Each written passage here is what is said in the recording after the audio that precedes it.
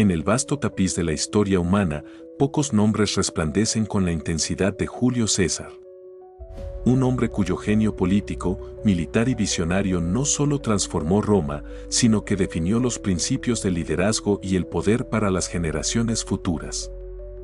Pero detrás del mito y la grandeza, encontramos a una figura compleja, marcada por la ambición desmedida, la lealtad de sus seguidores y las intrigas de un sistema político que temía tanto como veneraba su ascenso.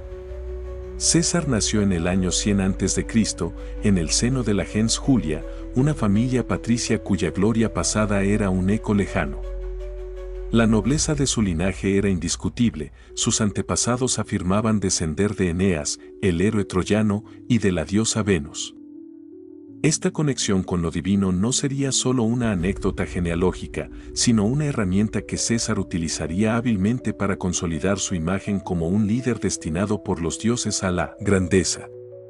Sin embargo, su infancia estuvo lejos del lujo y la influencia que cabría esperar de un patricio.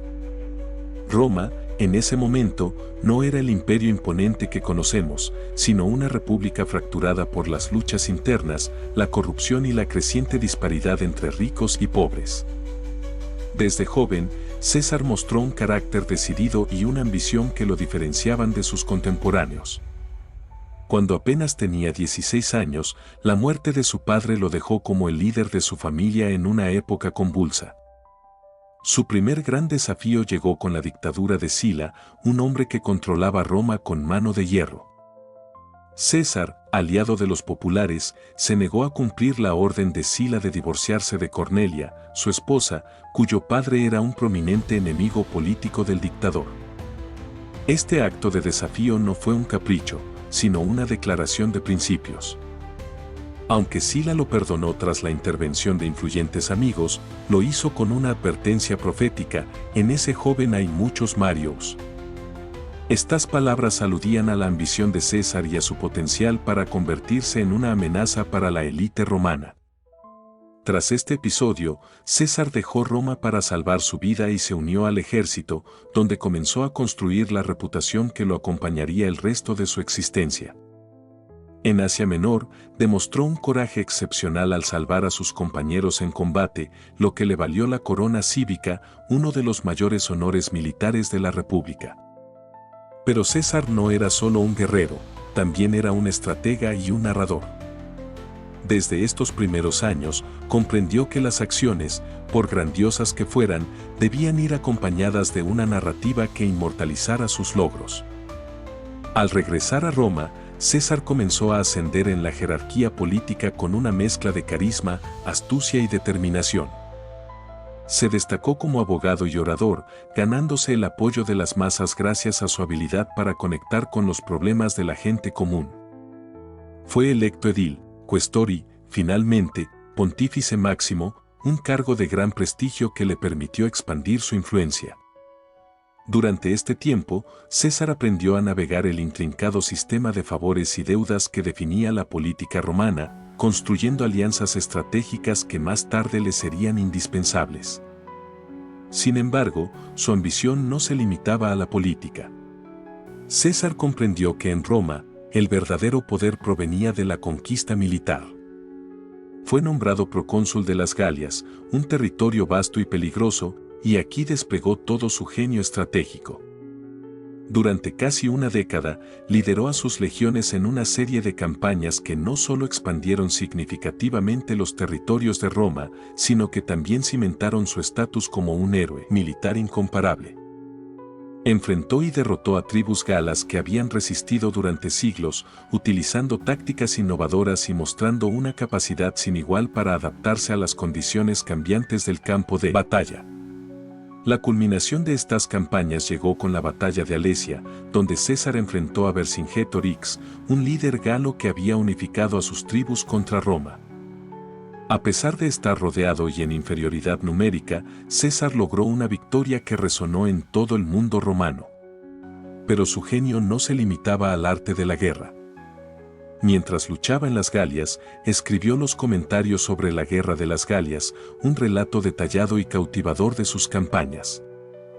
Este texto, además de ser una obra maestra de la literatura latina, fue una herramienta de propaganda que presentó a César como un líder valiente y magnánimo, protector de los intereses romanos. A medida que su fama crecía, también lo hacían los temores de sus enemigos en Roma. El Senado, dominado por la facción de los optimates y liderado por Pompeyo, su antiguo aliado, comenzó a conspirar para limitar su poder. Cuando se le ordenó disolver su ejército y regresar a Roma como ciudadano privado, César enfrentó una decisión que definiría su lugar en la historia. En el año 49 a.C. cruzó el Rubicón con sus tropas, un acto de rebelión abierta contra el Senado. Al hacerlo, pronunció la famosa frase, Alea iacta est, la suerte está echada, marcando el inicio de una guerra civil. Durante esta guerra, César demostró su genio militar una vez más, derrotando a Pompeyo en la batalla de Farsalia y consolidando su control sobre Roma. Sin embargo, su ambición no se detuvo allí. En Egipto, se involucró en la política local y formó una alianza con Cleopatra, no solo por razones estratégicas, sino también personales. Cleopatra se convirtió en su amante y aliada, y juntos soñaron con un futuro en el que Roma y Egipto estuvieran unidos bajo su liderazgo. De regreso en Roma, César asumió el poder absoluto, implementando una serie de reformas que buscaban modernizar el Estado. Desde reorganizar el calendario hasta ampliar los derechos de ciudadanía, su gobierno transformó a Roma de manera fundamental. Sin embargo, su acumulación de títulos, incluido el de dictador perpetuo, encendió el resentimiento de la élite. Para muchos, César representaba una amenaza a las tradiciones republicanas y su creciente poder los empujó a actuar. El 15 de marzo del año 44 a.C., César fue asesinado en el Senado por un grupo de conspiradores liderados por Bruto y Casio. Apuñalado 23 veces, murió a los pies de una estatua de Pompeyo, el hombre que había derrotado en el campo de batalla. Según la tradición, sus últimas palabras, dirigidas a Bruto, fueron un susurro cargado de dolor, ¿tú también, hijo mío? Sin embargo, su muerte no restauró la república como esperaban sus asesinos. En cambio, desató una nueva ola de conflictos que culminaron en la fundación del imperio bajo el mando de Augusto, su heredero adoptivo. El legado de César, por tanto, no fue solo el de un líder militar o político, sino el de un arquitecto del destino romano, alguien cuya visión y ambición reconfiguraron el mundo. Hoy, el nombre de Julio César sigue siendo sinónimo de grandeza, poder y tragedia. Es un recordatorio de que la ambición puede conquistar naciones, pero también destruirlas, y de que el legado de un hombre puede trascender su tiempo para convertirse en eterno.